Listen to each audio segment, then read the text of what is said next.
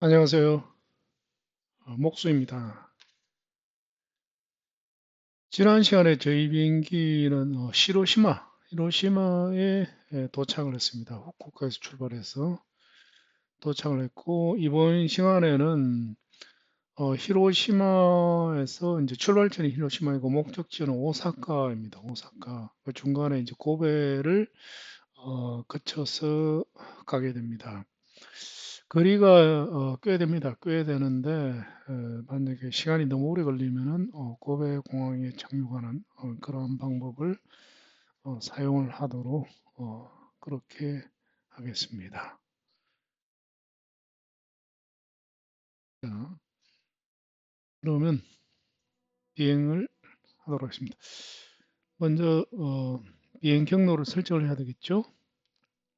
히로시마를 출발지로 선정을 하고 그리고 오사카 국제공항을 도착지로 설정을 합니다. 설정을 하고 중간에 여기 보면 이제 거치는 몇 개 도시가 있습니다. 도시가 있는데 뭐 거의 뭐 경로상에 있으니까 따로 뭐 안 해도 될 것 같습니다. 여기 이제 고베가 여기 있죠, 그죠? 고베가 여기네요. 그 지진 고베 대지진으로 유명한 불행한 도시가 되겠습니다. 뭐 따로 뭐 경로를 치지 않아도 되겠습니다. 거의 뭐 거리는 상당하지만 거의 직선 비행이 가능할 것 같기 때문에 다행히 뭐 큰 문제는 없을 것 같습니다. 자, 그럼 비행을 시작하도록 하겠습니다.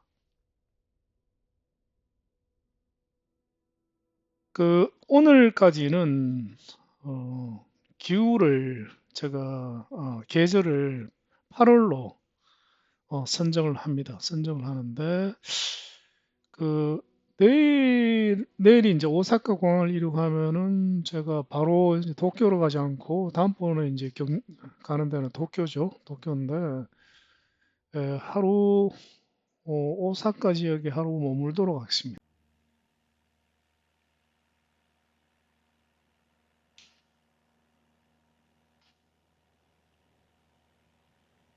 자, 브레이크를 풀고 이륙을 합니다.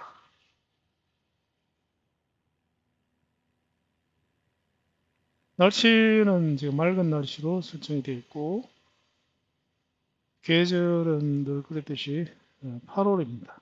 8월인데 자, 이륙을 하면은 일단은 속도를 먼저 올려야 됩니다. 고도보다는 플랩을 올려야겠죠. 고도보다는 어, 속도를 먼저 에어스피드가 뭐한 100노트 정도까지는 올라가야죠. 뭐 자연스럽게 올라가는 고도는 그냥 내버려 두면 됩니다. 가속을 먼저 해야지. 가속을 하고 난 뒤에 스피드가 어느 정도 된 상태에서 100노트 이상이 된 상태에서 그 고도를 이제 올리는 게 좋습니다. 오늘 비행 코스는 거의 직선 코스입니다. 직선 코스이기 때문에 고도가 확보되고 난 뒤에 바로 오토파일럿을 켜도록 하겠습니다. 뭐 비행하기에는 굉장히 이제 편한 경로죠.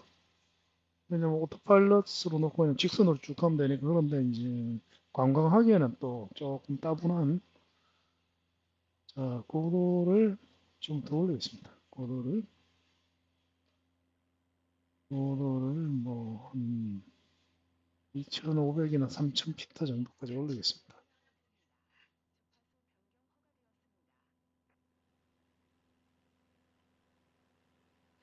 TC에서 계속 관제탑에서 인근 관제탑에서 계속 이제 관제 메시지가 날아오죠. 이거를 뭐 저는 완전히 무시하고 비행을 하고 있는데 바심이라고 있습니다. 바심. 그 관제탑하고 교신하면서 비행을 할 수 있는 기능이 있습니다. 그러면 마치 그 조종사처럼 관제탑과 교신을 하면서 비행을 할 수가 있습니다. 자, 일단은 오토파일럿을 먼저 세팅을 하고 말씀을 계속 나누도록 하겠습니다. 먼저 고도는 자, 고도를 먼저, 고도를 3000피트로 하겠습니다. 3000피트로 하고, 그리고 헤딩, 헤딩은 왼쪽을 보시면 됩니다. 왼쪽을. 헤딩은 지금 94도로 하겠습니다. 94도보다는 좀 작겠네요. 헤딩.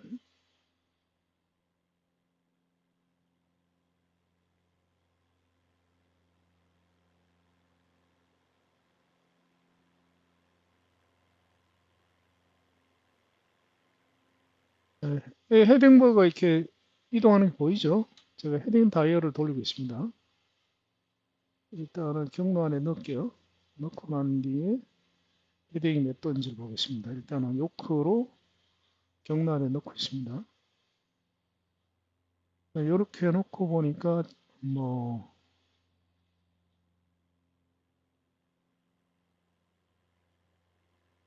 헤딩이 보면은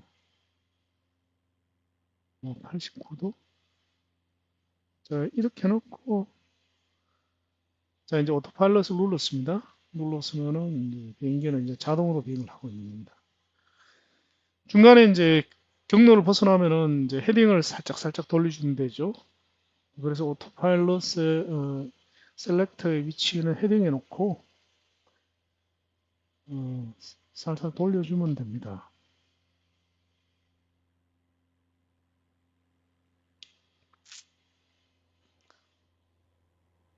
그리고 카메라 앵글은 광각 모드로 하겠습니다.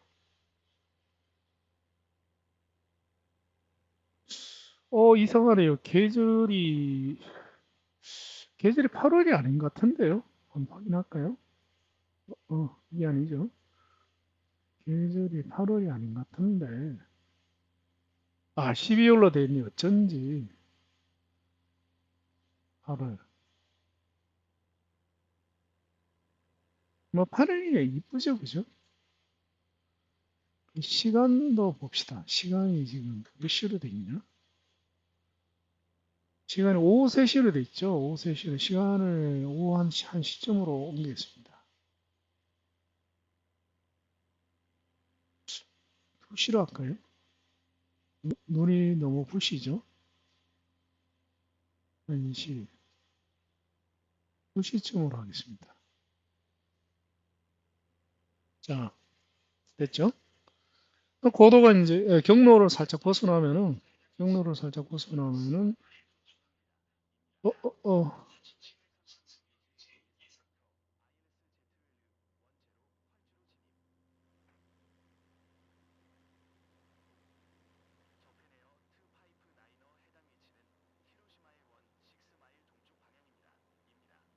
고도가 너무 높죠?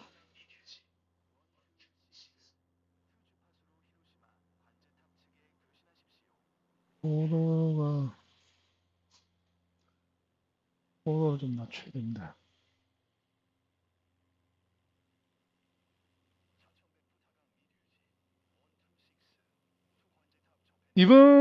지금까지는 그 관광을 위해서 이제 그 지상 경치가 예쁘게 보이게 하기 위해 가지고 제가 8월로 맞췄습니다. 계절을 8월로 맞췄는데 뭐 오사카나 교토 그리고 어, 도쿄가 제일 아름다운 계절은 저는 3월 말에서 4월 초까지라고 생각합니다. 그 벚꽃이 만발한 때죠, 그죠? 뭐 오사카, 교토, 도쿄의 벚꽃은 뭐 아주 유명하죠. 굉장히 유명합니다. 유명하기 때문에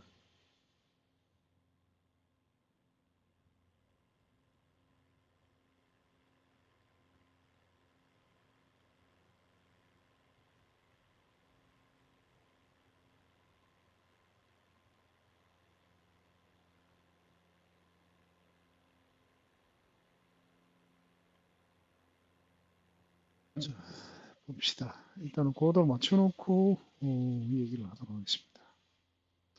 고도가 일단 3000피트로 지금 내려가고 있죠. 지금 요커는 아예 손을 안 대고 있습니다. 요커는 아예 손을 안 대고 있고 오로지 그 플라이트 패널에 있는 오토파일럿 관련 스위치와 다이얼로만 지금 적응하고 있습니다. 보니까 고도가 3,500피트로 맞춰져 있네요.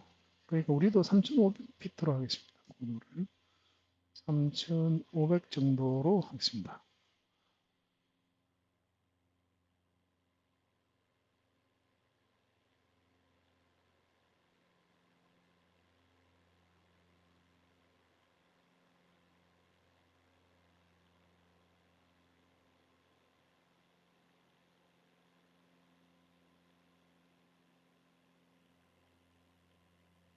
그래서 오늘까지만 파롤로 하고 오사카에서 내일은 다음번에는 이동하지 않겠어요. 내일은 관광입니다. 관광. 비행기를 아이콘 5로 바꿔가지고 오사카와 교토, 오사카와 교토는 뭐 거의 붙어 있다시피 하죠.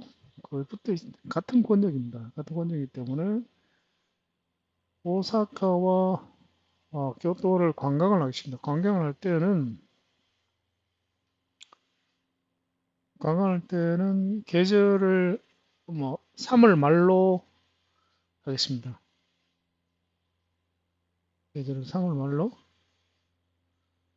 항로를 벗어났으니까 헤딩을 조금 조정하고 있습니다. 지금 현재.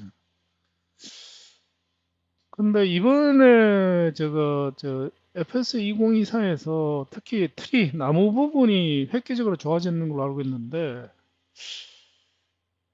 수종하고 이런 게 굉장히 다양해지고 좋아졌는 거 알고 있는데 근데 벚꽃이 반영돼 있는지는 잘 모르겠습니다. 벚꽃이 반영돼 있는지는.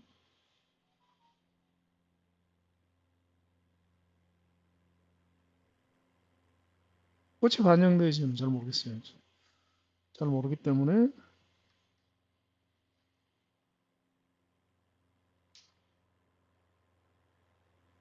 제가 찾는 애드온 중에서 계절 애드온이 있습니다. 계절 애드온. 오늘도 그 마켓플레이스를 방문해 보니까 아직도 안 올라오고 있네요. 생각보다 너무 오래 걸립니다. 지금 벌써 한 달이 이제 넘었죠. 한 달하고도 뭐 보름 정도 됐습니다. 릴리즈한 지.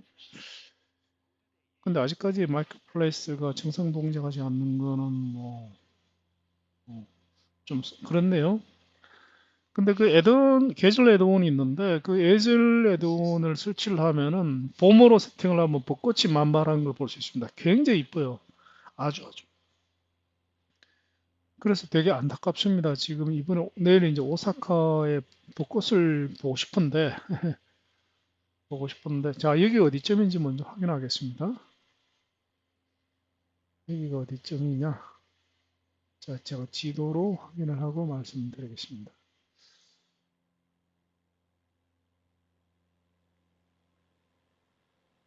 구야마입니다. 여기 구야마, 구야마, 구야마를 지금 지나고 있습니다. 저 카메라 앵글을 돌려가면서 여기가 이제 구야마입니다. 구야마. 시청자분들도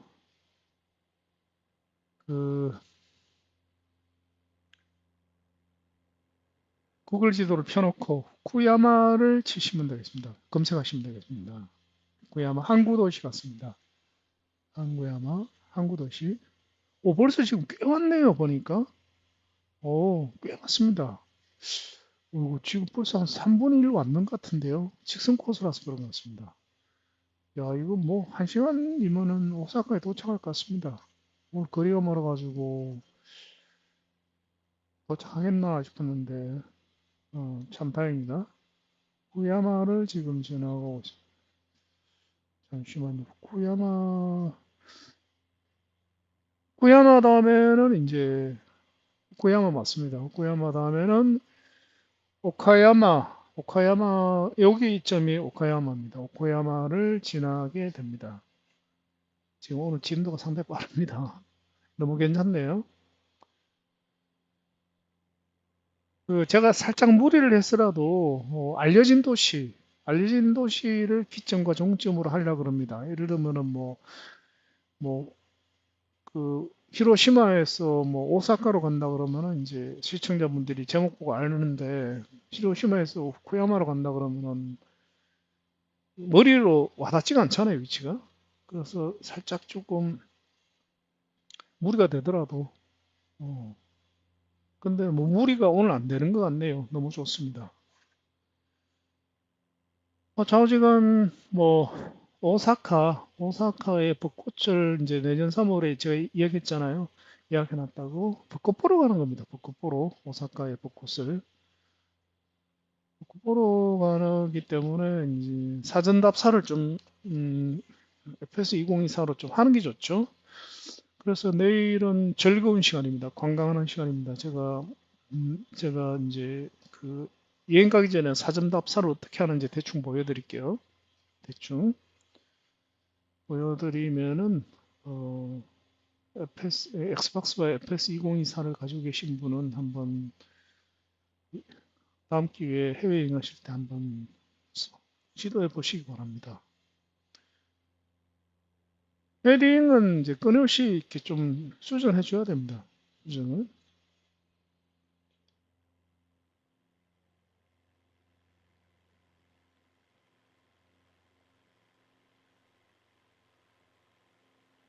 어휴, 잘못 돌렸다, 그죠? 그게 아닌데, 고도가 아닌데, 고도는 3,500을 해놓고, 헤딩을 돌린다는 게, 헤딩.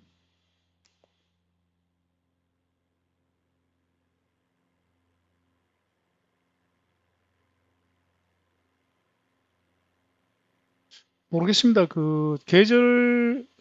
계절 애드온을 설치를 하면은 벚꽃이 확실하게 보입니다. 아주 예뻐요. 아주 예쁜데, 뭐, 만약에 그 계절 애드온을 설치 안 하고도 FS 2024에서 디폴트로 예쁜 벚꽃이 보인다면 너무 좋은 거죠.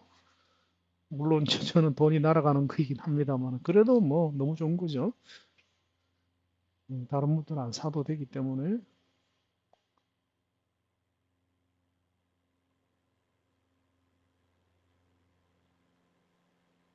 음, 그, 제가 지금 뭐 한 10회 정도, 10회 정도 방구석 세계일주 영상을 촬영을 하고 있죠. 하고 있는데 좀 힘든 점이 있어요. 제 입장에서 힘든 점이 뭐냐면은 뭐 끊임없이 뭔가 얘기를 해야 된다는 거. 안 그래도 어제 그 카페 댓글에서 누가 댓글을 다셨더라고요. 구경도 재밌고 제가 말하는 내용이 되게 재밌다고 아주 즐겁게 보고 듣고 있습니다라고 이제 댓글을 달아주셨는데 너무 감사한 일이죠. 감사한데 저로서는 괴롭습니다. 왜냐하면 한 1시간 반 정도를 끊임없이 뭔가 떠들어야 되는데 할 말이 별로 없죠. 할 말이 그렇다고 그 아무 말 안 하자니 그냥 화면에 비행기가 동시에 떠다니는 거를 보고 계셔야 되잖아요. 그래서 이제 뭔가 떠드는 게 떠들 필요가 있습니다. 뭔가 얘기를 해야 되는데 제일 힘든 거는 뭐냐 하면은 이제 그 뭐에 대해서 얘기할까가 좀 힘듭니다. 뭐에 대해서 얘기할까? 뭐 세상 사는 얘기, 이제 세상 살이에 대해서 얘기를 하는 게 아무래도 제일 낫겠죠. 그런데 이제 문제는 뭐냐면 요즘 이게 우리나라가 시끌시끌하잖아요. 어떻게 보면 되게 위기죠. 전 세계적으로도 어느 정도 그렇고 미국은 지금 좀 조용해졌죠 이제 거의 딱 방향이 설정돼서 괜찮은데 우리나라는 이제 시작이죠. 그리고 이게 뭐 지금 위태위태한 상황입니다. 그러다 보니까 자꾸 얘기를 하다 보면은 자꾸 이렇게 정치 얘기를 하게 되는 것 같아요. 그런데 이제 정치 얘기는 제가 안 하려고 그럽니다. 안 하려고 그래요. 왜 그러냐면은 뭐 정치에 대해서는 이제 워낙 민감한 주제고 또 견해를 달리하는 분들이 많고 그러면은 예, 서로 이제 불쾌해질 수가 있죠. 제가 뭐 늘 하는 얘기입니다만은 제 그 유튜브 채널에서 저는 유튜브 시청자분들이 제 채널 구독자 시청자분들이 제 채널을 통해서 행복해지고 즐거워지기를 원하는데 정치적 견해가 다른 분들은 불쾌해질 수가 있죠. 그래서 정치 얘기는 안 하려고 그럽니다. 안 하려고 그리고 또 그 다음에 또 이제 가급적이면 안 하려고 그러는 게 사생활 얘기도 가급적이면 안 하는 게 좋죠. 그 사생활을 너무 이렇게 노출하는 거는 뭐 전혀 노출 안 하는 거는 현실적으로 불가능하겠죠. 뭐 사람이 대화를 하면서 사생활을 아예 노출을 안 하고 한다. 내지는 유튜브를 운영하면서 사생활을 아예 노출 안 한다. 그거는 현실적으로는 제가 불가능할 것 같아요.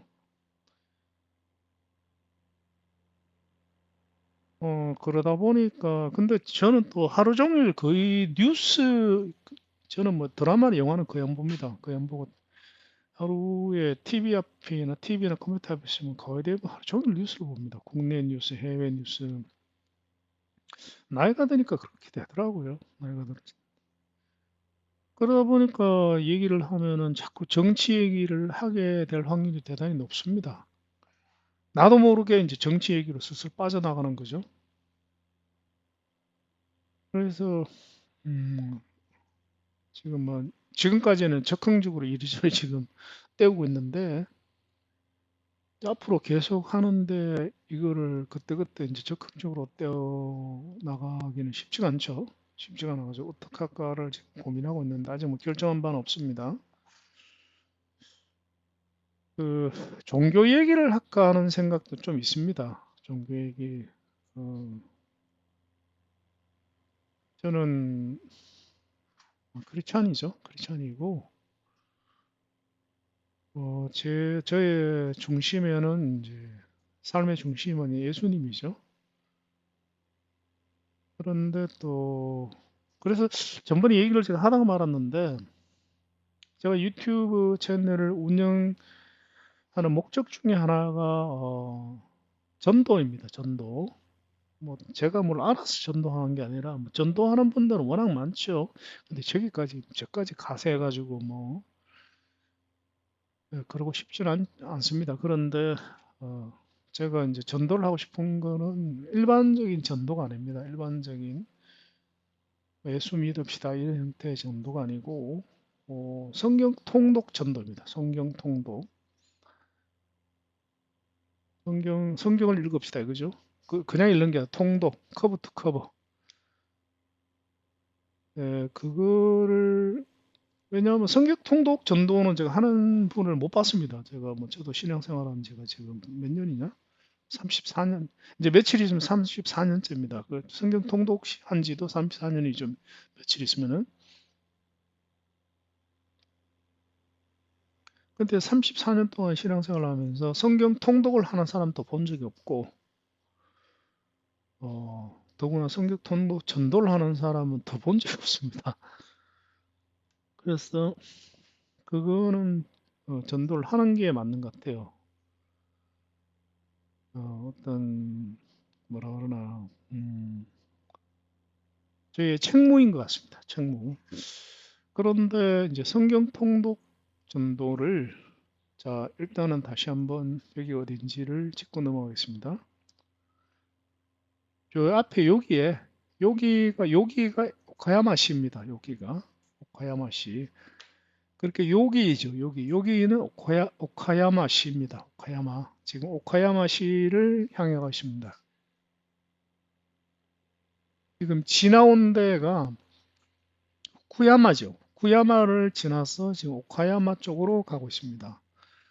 그래서 구글 일본 지도를 펴시고 오카야마를 검색하시면 됩니다. 오카야마 여기 오카야마시입니다. 중간중간에 제가 현재 비행기가 비행하고 있는 위치를 말씀드리겠습니다.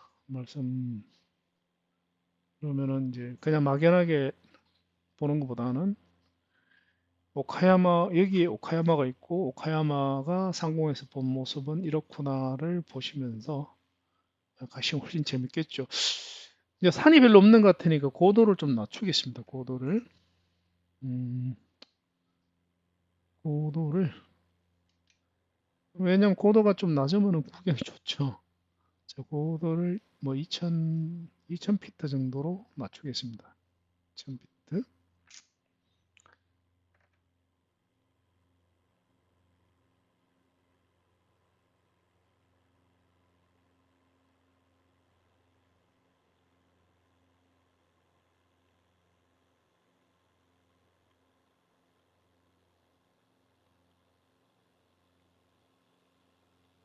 그런데 성경 통독 전도를 지금 세계일주 큰 장르에 하는 게 좋은가에 대해서는 적합한가, 좋은가가 아니라 적절한가에 대해서는 아직까지 결론이 안 났습니다.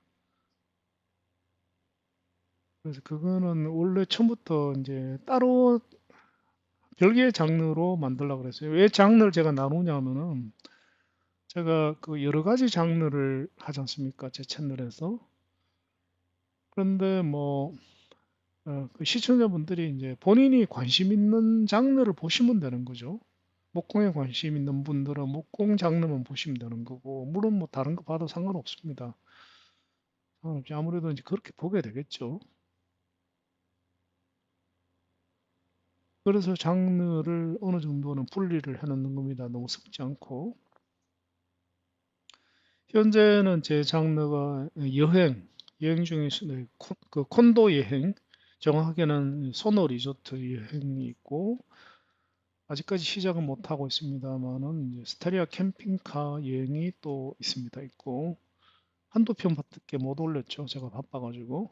그 다음에 그 대형 캠핑카를 사면 대형 캠핑카 여행 장르를 또 만들려고 합니다. 만들고, 그 다음에 목공, 수공구로 가구 만들기 목공 또 장르가 있고, 지금 현재 방구석 세계 일주 장르가 있고, 그 마찬가지로 이제 별개의 장르로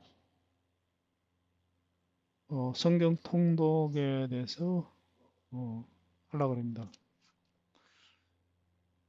왜 그러냐면 왜 별개의 장르로 만들려 하냐면은 그 현재 지금 이 장르에다가 넣어버리면은 방구석 세계 일주 장르에 넣어버리면은 제 시청자분들 중에서 이 장르에 관심 있는 분들만 보게 되잖아요. 그래서 뭐 전도이다 보니까 최대한 많은 다양한 분들이 보시는 게 좋죠. 오카야마를 지금 지나가지고 히메지시로 가고 싶습니다. 히메지시. 그 히메지시 넘어가면 이제 그 다음에 고베로 가게 되는 거예요. 고베 넘어가 바로 오사카죠.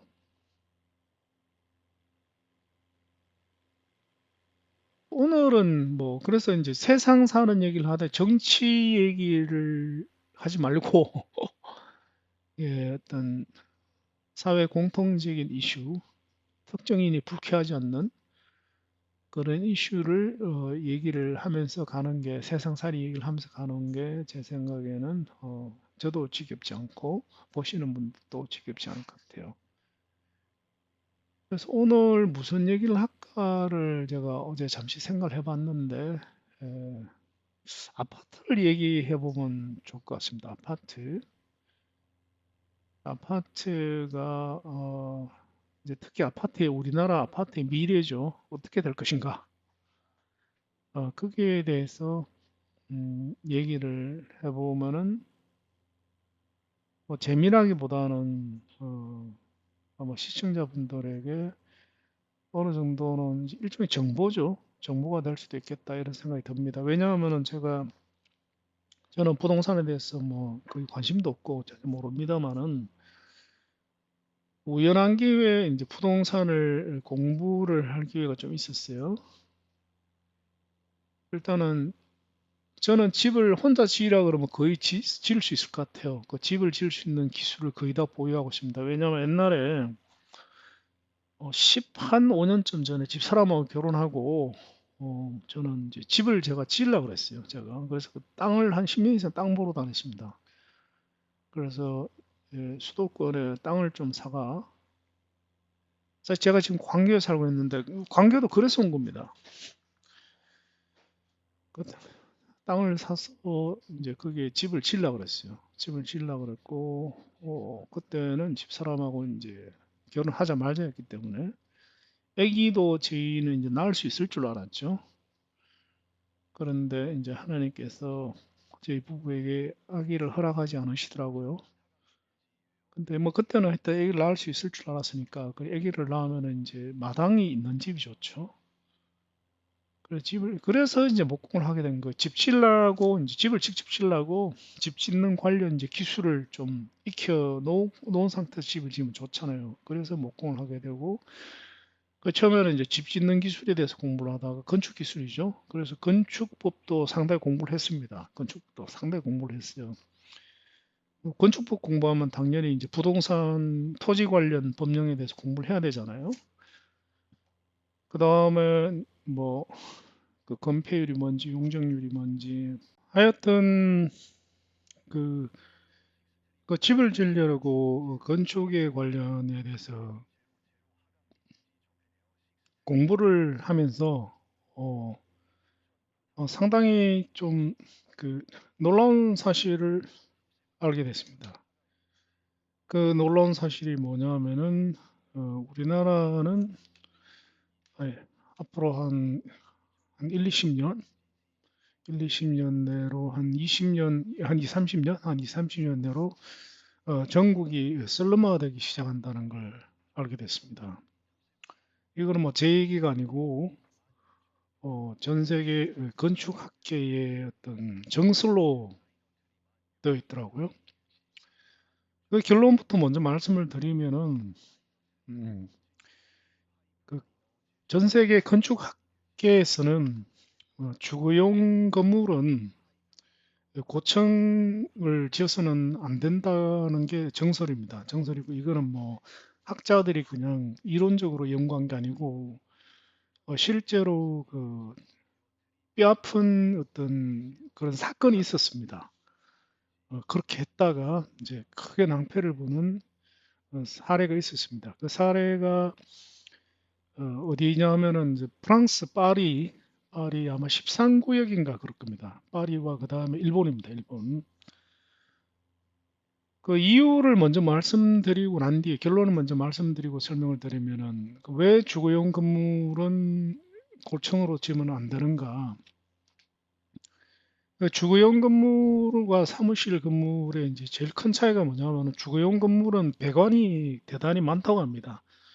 배관이 뭐 실제로 상상을 해봐도 뭐 전문적인 지식을 동원하지 않고 그냥 상상을 해도 뭐 사실 그 말이 맞겠죠.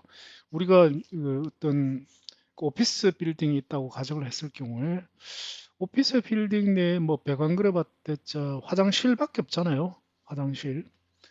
그 화장실이 뭐 꽤 큰 건물도 화장실이 뭐 한 층에 몇 개 안 되죠. 몇 개 안 되고 그리고 뭐 사무실 같은 경우는 탕비실이 있는 정도.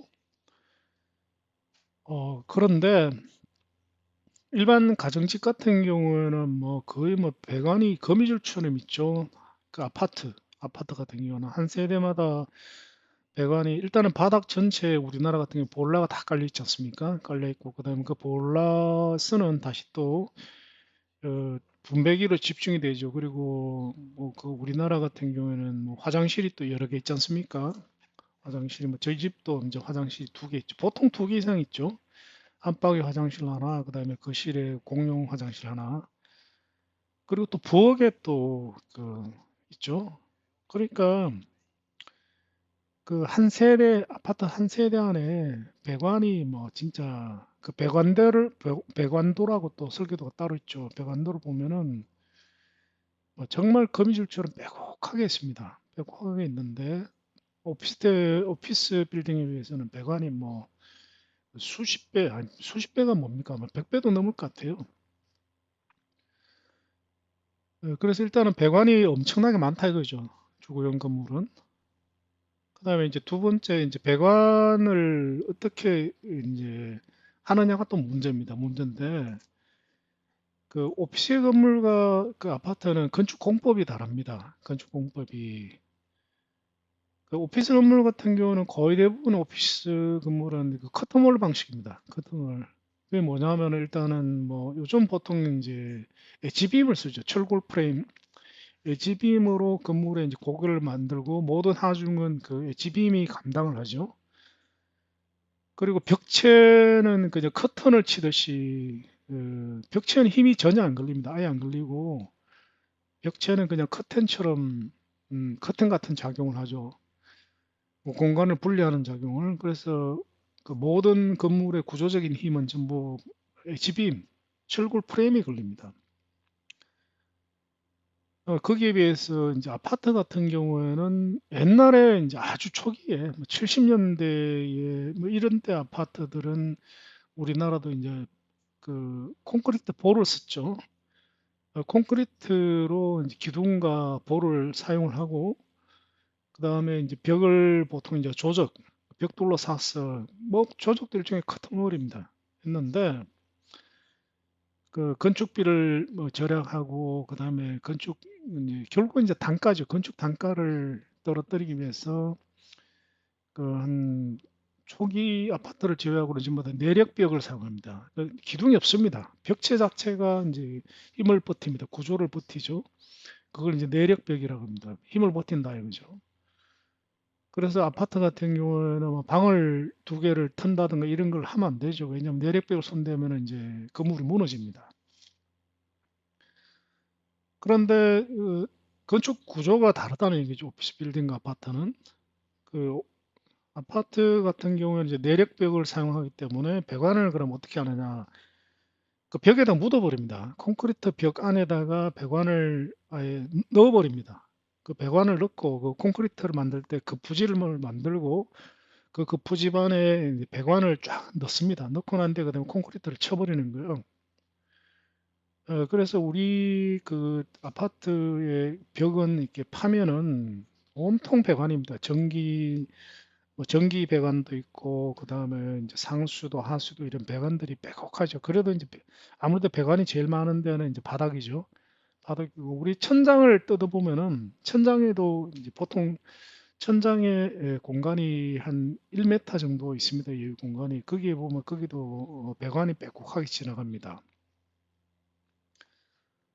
근데 오피스 건물 같은 경우에는 대부분 배관이 천정으로 진화합니다. 천정의 빈 공간, 그 위층의 바닥과 그 다음에 지금 현재 층의 천장의 사이에 공간이 보통 뭐 거의 한 2m 정도는 다들 있습니다. 웬만하면 1.5m는 대부분 넘어요. 안에 사람이 걸어 다닐 정도로 거기에 배관이 쭉 지나가고 그 배관을 모아놨다 이거죠. 그리고 층과 층 사이에 이제 배관이 내려올 때 공동구가 있습니다. 뭐 엘리베이터 통로처럼 공동구로 배관이 이렇게 지나갑니다. 자, 그 두 개 차이가 뭔가? 두 개 차이가 뭐냐면은 그 내력벽 형식의 아파트 같은 경우는 배관 교체가 현실적으로 불가능합니다. 왜냐하면 콘크리트 속에 파묻혀 있기 때문에 배관이 교체가 안 됩니다. 교체를 하려면 벽을 뚫어야 되는데 벽을 뚫으면은 이제 건물이 무너지죠. 내력벽이기 때문에 그 교체 불가입니다. 그 다음에 오피스 건물 같은 경우는 배관이 교체가 가능합니다. 왜냐하면 배관이 이제 노출되어 있기 때문에 노출 배관이기 때문에 매립 배관이 아니죠. 노출 배관은 이제 배관이 이제 노후가 되면은 배관을 싹 걷어내고 이제 다시 배관을 이제 포설 하면 됩니다. 그래서 결론적으로 아파트 같은 경우에는 매립 배관이기 때문에 배관 교체가 불가능하다. 그리고 사무실 건물 같은 경우는 매립 배관이 아니라 노출 배관이기 때문에 배관 교체가 가능하다. 이거죠. 자, 그러면은 이제 문제가 뭐냐? 자, 건물을 이제 지었습니다. 지어가지고 한 30년이 넘어가면은 어떻게 되느냐? 배관이 이제 오염이 됩니다. 오염이 되는데 뭐 오염이 되면 그까짓 건뭐좀 재질을 뭐 오염이 안 되는 재질로 쓰면 되지 않느냐, 혹은 씻으면 되지 않느냐. 근데 그게 현실적으로 불가능합니다. 현실적으로 보통 뭐 한 30, 제가 알기로 수명이 뭐 40년이 안 되는 걸로 알고 있습니다. 배관의 수명이. 뭐 전혀 녹도 안 쓸고 뭐 그런 배관을 써도 그 물이 이제 한 40년 배관을 이렇게 통과하다 보면은 그 배관 표면이 이제 우둘두둘하게 변합니다. 물도 압력이 있긴 있죠, 그죠? 액체지만.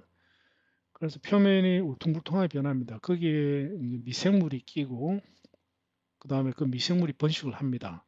번식을 하면서 다시 또 배관을 파먹죠. 파먹기 때문에 아파트가 뭐 한 40년 정도 되면 어떤 현상이 되냐, 그 오염된 물이 납니다. 깨끗한 상수도 물이 나오지 않고 물이 이제 엄청나게 오염돼 가지고 막 악취가 나고, 오염된 물이 납니다. 오염된 물이 나기 때문에 그거를 뭐 씻어도 뭐 예를 들어 약품을 넣어 가지고 이제 뭐 이렇게 스케일링을 할 수도 있겠죠. 근데 스케일링을 해도 배관 내부 표면에 울퉁불퉁한 거는 뭐 어떻게 할 수가 없습니다. 설사 뭐 코팅을 한다든가 어떤 특수한 방법을 쓰더라도 문제는 뭐냐, 그 비용이 너무 과도하게 나오기 때문에 그 어쨌든 간에 결론적으로 해결이 불가능합니다. 해결이 불가능하기 때문에 결국은 방법은 하나밖에 없습니다. 건물을 허물어뜨리고 다시 짓는 겁니다. 그 수밖에 없어요. 그거 이외에는 답이 없다고 합니다. 그 오피스 건물 같은 경우에는 그 허물기도 어렵죠. 콘크리트는 하나하나 다 부숴야 됩니다. 오피스 건물 같은 경우에는 커튼월을 걷어내고 나면 이제 철골을 분해버리면 되죠. 그리고 오피스는 이제 배관을 교체할 수 있는데 철골은 뭐 거의 뭐 수명이 무한대에 가깝기 때문에 어느 정도 지나면 리모델링이 가능하죠. 왜냐하면 이제 커튼월만 새 걸로 교체를 하면 되잖아요. 그리고 배관만 교체가 가능합니다. 그래서 이, 그 세계 건축사에 보면 현대죠. 현대 세계 건축사에 보면은 이제 그 굉장히 불행한 일이 있었다고 하네요. 그게 뭐냐면 프랑스 파리입니다. 파리. 파리가 13구역인가 그럴 겁니다. 구역 뭐 번호는 제가 잘못 알 수 있을 수도 있습니다. 잘못 기억. 프랑스 파리 13구역인가 거기에다가 이제 현대식으로 이제 도시 개발을 하자. 그래가지고 이거 섬이 되게 이쁘다 그죠? 야 진짜 옆에서 2024는 진짜 정교하네요. 자, 그 파리에 이제 현대식으로 이제 도시화를 하자 이래가지고 그 파리 13구인가 거기에 그 몇십 년 전이죠. 거의 한뭐 7, 80년쯤 되겠죠. 옛날에 그 고층 아파트 단지를 만들었다고 하네요. 고층 아파트 단지를. 그래서 이제 뭐 도로도 반듯반듯하게 닦고 고층 아파트를 뭐 수십 층짜리 아파트를 쫙쫙 지은 거예요. 쫙쫙 지었는데 뭐 지을 때는 좋았죠. 그래가지고 그게 뭐 굉장히 쾌적하고 엄청나게 좋은 현재 우리나라 아파트하고 똑같은 거죠. 그래서 굉장히 부촌인 거죠. 그랬는데 이 짓고 난 뒤에 이제 한 3, 40년이 지나서 문제가 된 거예요. 문제가 됐는 게 왜 문제가 됐느냐? 큰일 난 거죠. 왜 큰일 났냐면은 이제 배관에 문제가 되기 시작한 거죠. 배관이 이제 소위 말해서 똥물이 나오기 시작한 거죠. 그 배관이 오염돼 가지고. 그런데 뭐 그거를 어떻게 할 방법이 없는 거예요. 방법이. 그 내장재 이런 거는 다시 이제 다시 말해서 리모델링이 안 되는 거예요. 원천적으로. 리모델링 뭐 내장재 이런 거는 걷어내고 다시 하면 되는데 매립 벽 속에 콘크리트 벽 속에 있는 매립되어 있는 배관을 어떻게 할 수가 없는 거. 그 배관을 교체를 해야 되는데 교체는 안 되는 거죠. 배관을 교체한다는 얘기는 건물을 허물어버리고 다시 짓는 거죠. 더구나 이제 기존 건물을 이제 차라리 빈 땅이면은 고층 건물을 지으면 되는데 고층 건물이 있는 상태에서 다시 지으려면 그 건물을 허물어야 되잖아요. 허물어야 되죠. 허물고 다시 씌워야 되는데 허물고 다시 씌우려면 같은 층수로 지어서는 안 되죠. 왜냐하면은 허무는 비용에다가 또 다시 짓는 비용 들어가야 되죠. 근데 또 그것만 있는 게 아니죠. 빈 땅이 훨씬 유리한 거예요. 빈 땅이 그것만 있는 게 아니라 그 이제 단위 면적당 사는 인구들에 필요한 뭐 교통 시설이다 이런 거 다 바뀌어야 돼요. 그 도로의 넓이도 바뀌어야 되고 뭐 안에 지하 배관, 배수 시설, 뭐 상수 시설 이런 거 싹 다 바뀌어야 되는 거. 그 다시 말해서 그 재개발을 하려고 보니까 단순하게 건물을 허무는 정도가 아니라 그 지하에 있는 모든 시설물을 다 이제 제거를 하고 도로도 완전히 다시 닦아야 되는 거예요.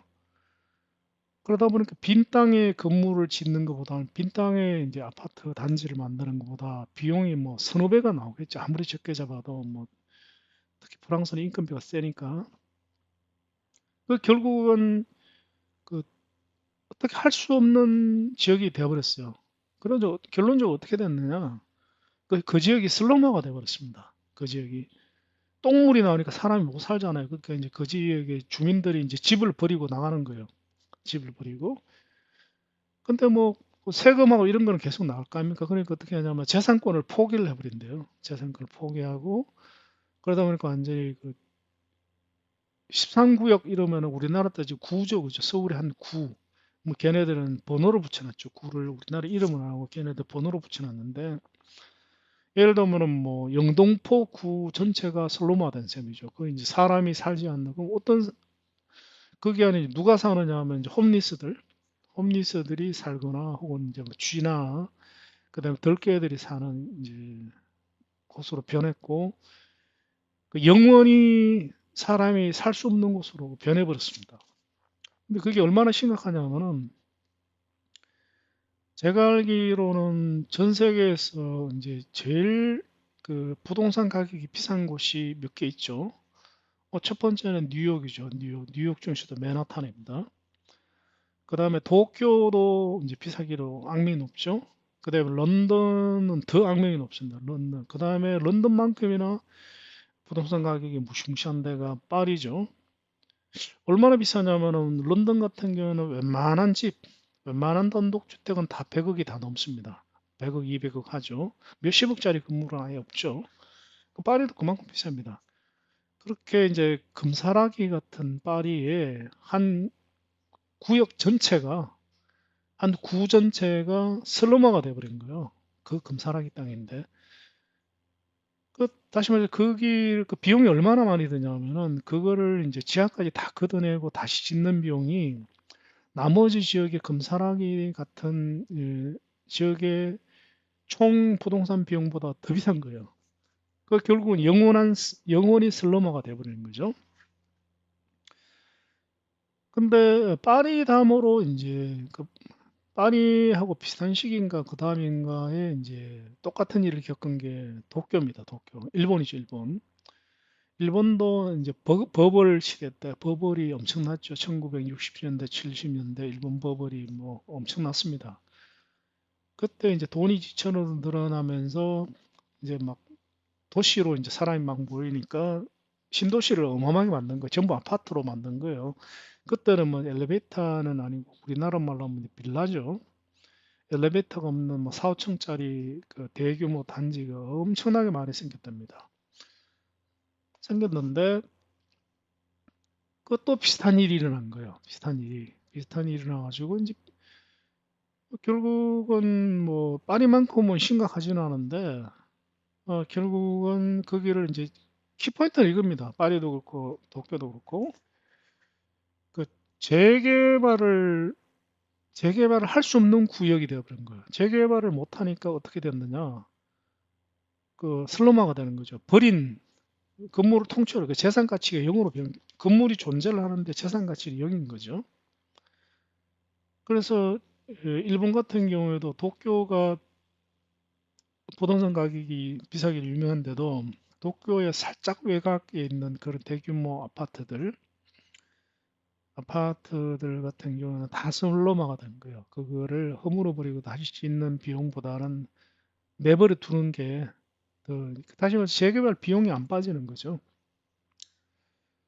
그래서 그게 세계 건축학회 정설로 굳어져서 그래서 전 세계 어느 나라를 막론하고 뭐 물론 선진국 얘기죠. 후진국은 뭐 그런 건축에 대한 연구가 없으니까 전 세계 모든 선진국은 주거용 건물은 절대로 고층 빌딩을 짓지 않는 걸로 그렇게 이제 정설화돼 있답니다.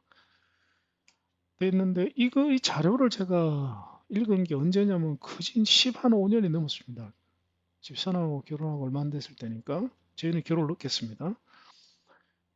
그러니까 15년 전에 건축계에서는 이미 뭐 너도 알고 나도 아는다. 물론 이제 국내 건축계는 모를 수가 있습니다. 해외 건축계 얘기니까. 그런데 국내도 뭐 어, 해외파들이 많잖아요. 그 해외파들은 알 거란 말입니다. 분명히.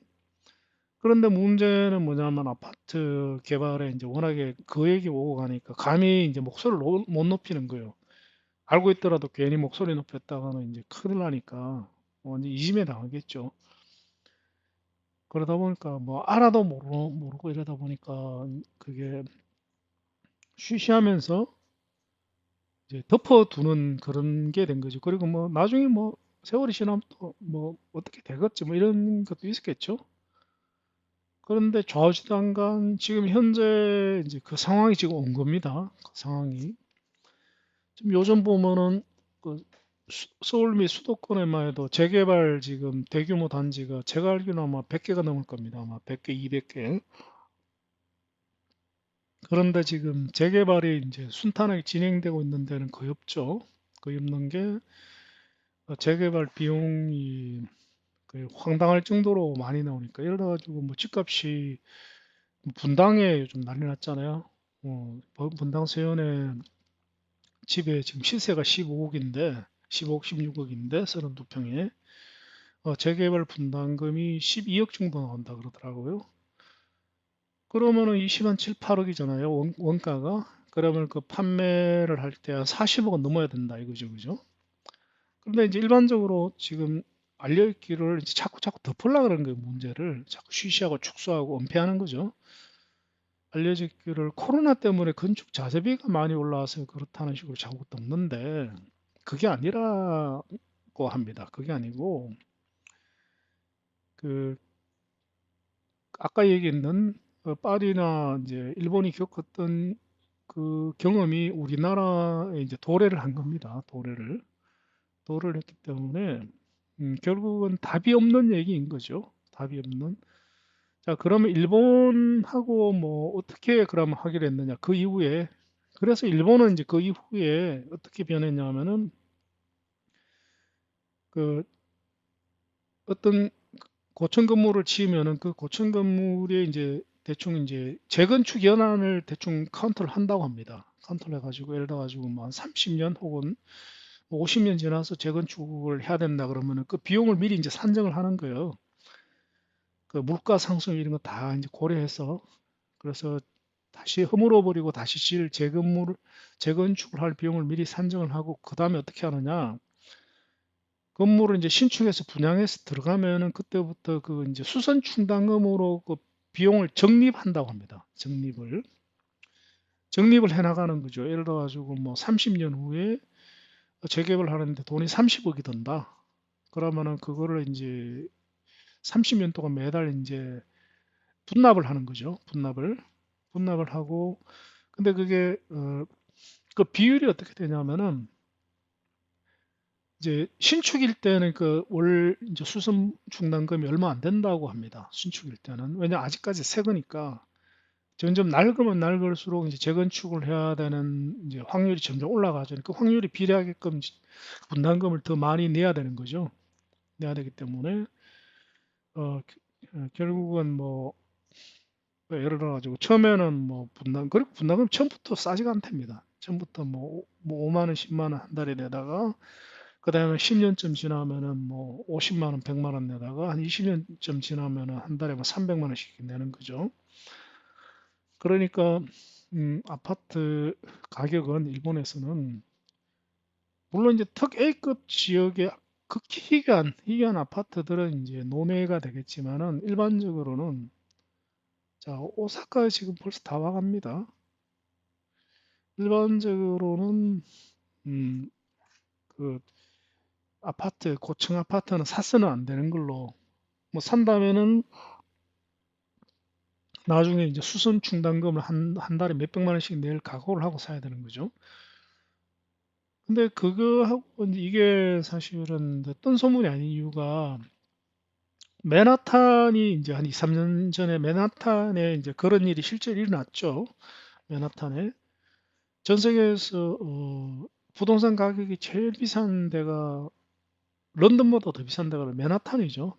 맨하탄인데 맨하탄에 지금 뭐 보면은 이제 그 건물 특히 이제 오피스보다는 주거용 아파트 뭐 맨하탄은 트럼프 같은 이제 초거대 재벌들이 대부분 사는 곳으로 유명하잖아요. 한 달에 뭐 관리비만 3천만 원, 5천만 원 나오는 곳이니까.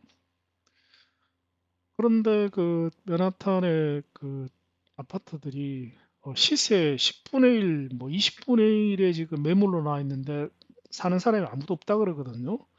그 왜 그렇게 됐냐면은 이제 일본하고 시스템이 똑같아 그러네요. 똑같아 가지고 맨하탄의 아파트가 원래 평소에는 뭐 예를 들어 가지고 뭐한 4, 50평 되면은 평소에는 그 관리비가 한 2, 3천만 원 나온답니다. 3천만 원 정도. 한 2, 3천만 원 나오는데 근데 이제 아파트가 노후화되니까 그게 이제 수천 충당금이 이제 기하급수로 올라가는 거예요. 기하급수로 올라가 가지고 지금은 뭐 한 달에 1억씩 나온답니다. 한 달에 1억씩. 그러면 1년이면 12억 나오는 거죠. 근데 더 문제는 뭐냐면 앞으로 한 5, 6년 지나면 한 달에 뭐 10억씩 내야 될 수도 있대요.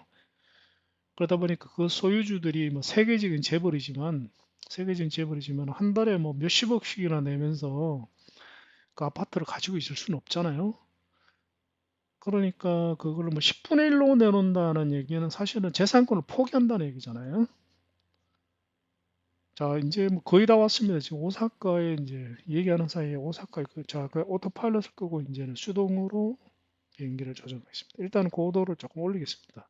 저 산을 넘어야 되는 것 같으니까.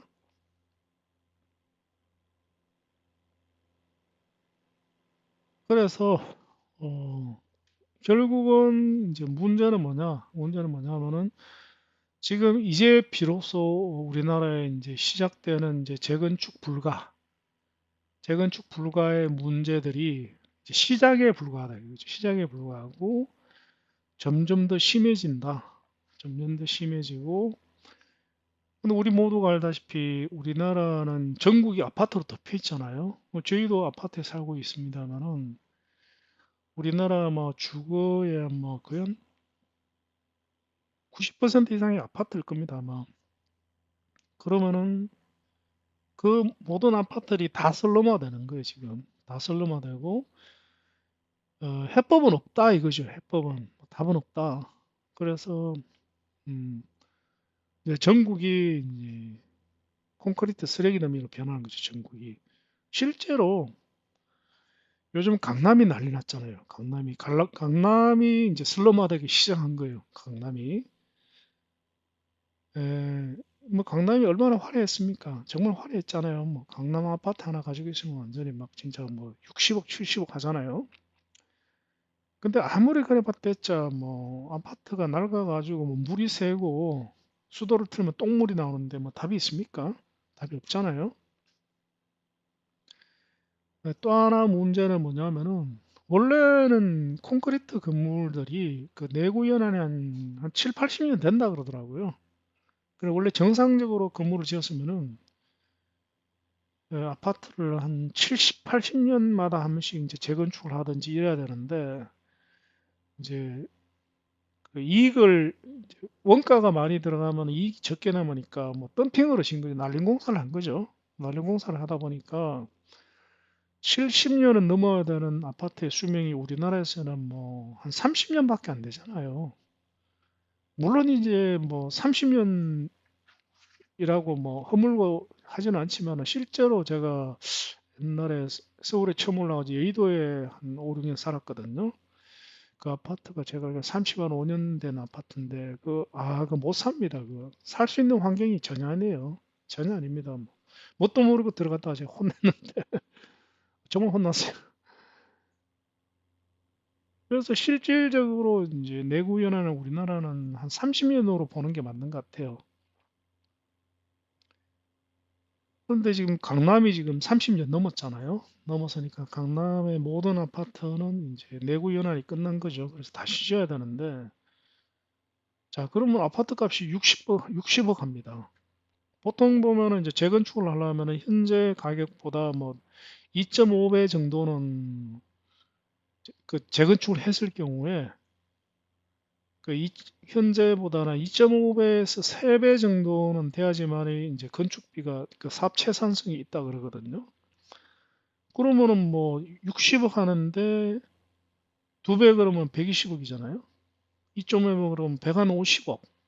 아무리 강남이지만은 평범 아파트 한 채 150억이다. 문제가 수요가 없잖아요. 그게 수요가. 그럼 누가 살 사람이 있겠습니까? 없죠. 당연히 없죠. 다시 말해서 재건축이 안 되는 거예요. 그래서 강남은 제가 봐서 앞으로 한 10년 정도 지나면은 극빈촌으로 변할 확률이 높습니다. 완전 슬로머, 쓰레기 때문에 변한 거죠, 도시 전체가. 그래서 지금 이게 뭐 답이 없는 전국이 문제 봉착했는데 답은 없는 상태가 되어버린 거죠. 자, 이제 착륙을 하겠습니다. 착륙을 하도록 하겠습니다. 일단은 고도를 떨어뜨리면 이제 속도를 낮추겠습니다. 오사카 공항이죠, 그죠? 이게 무슨 간사이 공항인가? 착륙을 하기 위해서 이제 고도와 속도를 떨어뜨려야 됩니다. 그래서 제가 지금 저는 이제 광교에 사는데 어, 저희 집이 제가 알기로는 한 10년 정도? 10년 정도 됐는데 뭐 형편없습니다. 엘리베이터 뻑하면 쓰고 뭐 엘리베이터 타면 완전 기름 냄새가 코를 찌르고 뭐 엉망진창입니다. 그만큼 난리모로 지었죠. 대기업 아파트인데. 그래서 처음에 입주하면 처음에 한 4, 5년 동안 뽀송뽀송하고 그다음에 5년 정도 지나면 그때부터는 뭐 이제 야 이게 뭐 한 7, 8년만 돼도 완전히 되게 낡았어요. 되게 낡아가지고 한 7, 8년 된 아파트 들어가면 야 이게 뭐한 2, 30년 된 아파트 같아요. 그만큼 난리모로 짓습니다. 대기업이 더 심한 것 같아요. 대기업이. 그래서 어떻게 될지 모르겠습니다. 그래서 아마 제 생각에는 뭐 어마어마한 사회적 문제가 될 것 같아요. 제일 심각한 거는 뭐냐 하면은 한국인들이 부동산에 워낙 부동산을 좋아하고 부동산이 전 재산이다 보니까 우리나라 어느 가정은 값이 재산의 뭐 90%는 아파트, 살고 있는 아파트잖아요. 근데 그 재산 90%가 이제 쓰레기 때문에 변하는 거예요, 이제. 재산성이 없어지는 거죠. 없어지면은, 이 속도가 너무 느리네. 실속할 뻔했다. 착륙을 할 때는 실속하지 않도록 진짜 조심해야 됩니다. 고도를 떨어뜨리다 보면은 이제 속도를 떨어뜨리고 이렇게 고도와 속도를 떨어뜨리다 보면 실속하기가 딱 좋죠. 그래서 이제 슬슬 문제가 되기 시작한 거죠. 아직 이제 시작일 따름인 것 같아요. 이제 본 게임은 아직 시작도 안 했는 것 같습니다. 그래서 아마 아, 자 플랩을 5도 내리겠습니다. 10도 내렸습니다. 5도가 아니라 10도. 자, 오사카 공항에 도착했습니다. 이게 아마 간사이 공항일 것 같아요. 간사이가 맞나요?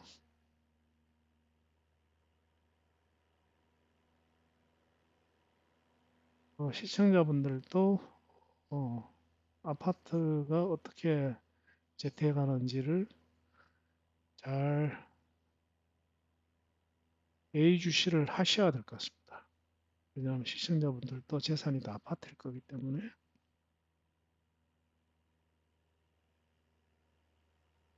그래서 비정상인 거예요. 비정상. 어떻게 보면 생각해 보면 너무나 당연합니다. 너무나 당연. 우리보다 훨씬 뛰어난 선진국들이 괜히 아파트를 안 짓는 게 아닌 거예요. 지으면 안 되기 때문에 안 짓는 거지. 뭐 아파트 짓는 게 솔직히 뭐 대단히 어려운 기술이 아니잖아요. 우리가 뭐 미국보다 유럽보다 뛰어나다고 얘기하는 건 오만이죠. 오만이 아니라 착각이죠, 착각. 우리가 뭐 그 기술력이 그 된 지가 몇 년 됐다고. 이거는 오만입니다. 오만.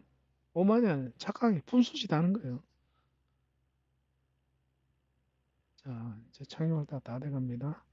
자, 플랩 이제 20도.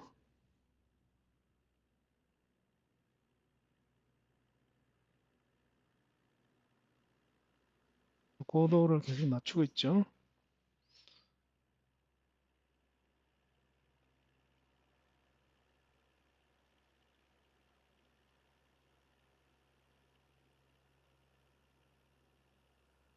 뭐 오늘 뭐 장거리 비행에 심심해가지고 별로 뭐할 얘기도 없고 자 플랩 30도 아파트에 대해서 횡설 수술해 봤습니다. 그냥 재미로 들으십시오. 저도 뭐 들은 얘기고 근데 상당히 일리 있는 것 같더라고요.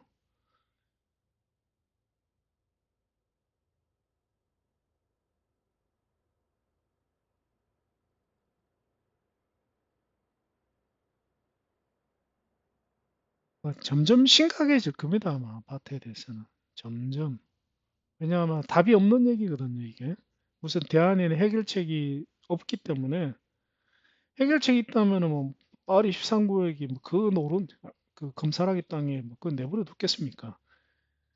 그 이제 그한 거의 한 3, 40년 지금 방치되고 있다는데 우리나라로 따지면 압구정이 방치돼 있는 거예요. 답이 없으니까 그런 거죠.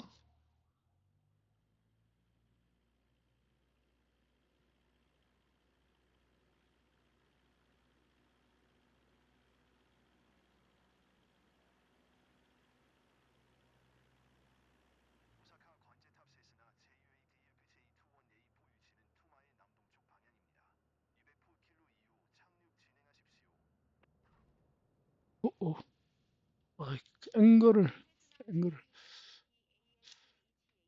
어우 지금 요크는 허니콤을 쓰고 카메라 앵글은 엑스박스 컨트롤러를 사용을 해야 되기 때문에 엄청 힘듭니다. 간단하지가 않습니다. 통통통통 튀면서 물수제비 착용을 했습니다. 아 빨리 이게 허니콤 이게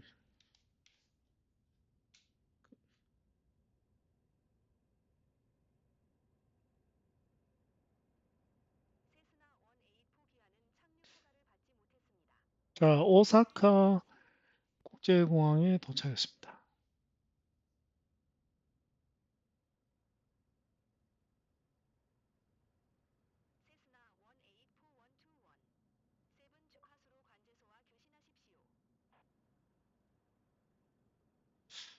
다음 시간에는 또 이렇게 다른 주제를 한번 고민해 보겠습니다. 뭐 이런 거는 사실 뭐 상식적으로 알아두면 유용한 정보잖아요. 요즘 그 재건축이 왜 문제가 많은지 그냥 그 아파트 건축 자재비가 올라서 그런 게 아니랍니다. 건축 자재비가 올라 그런 게 아니고 키 포인트는 뭐냐면은 배관 허물어 버리고 다시 줄 수밖에 없는 거죠. 배관 때문에. 우리는 늘 그렇듯이 대형에게 키 사이에다가 주기를 하도록 하겠습니다.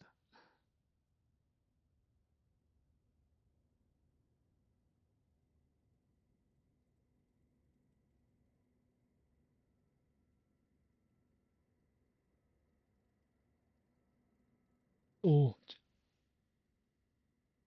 비행기들이 많다 그죠?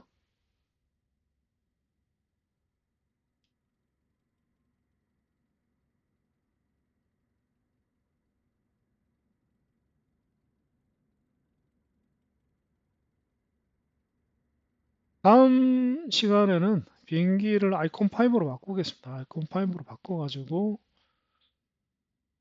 그래가지고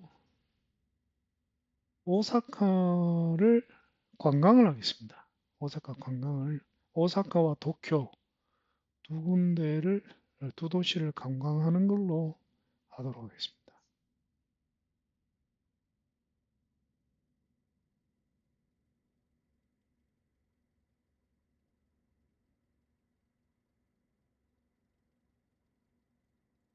자, 이렇게 세워놓겠습니다.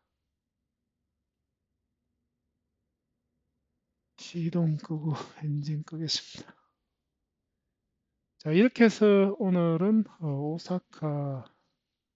히로시마에서 오사카로 왔습니다. 그럼 다음 시간에 또 뵙도록 하겠습니다.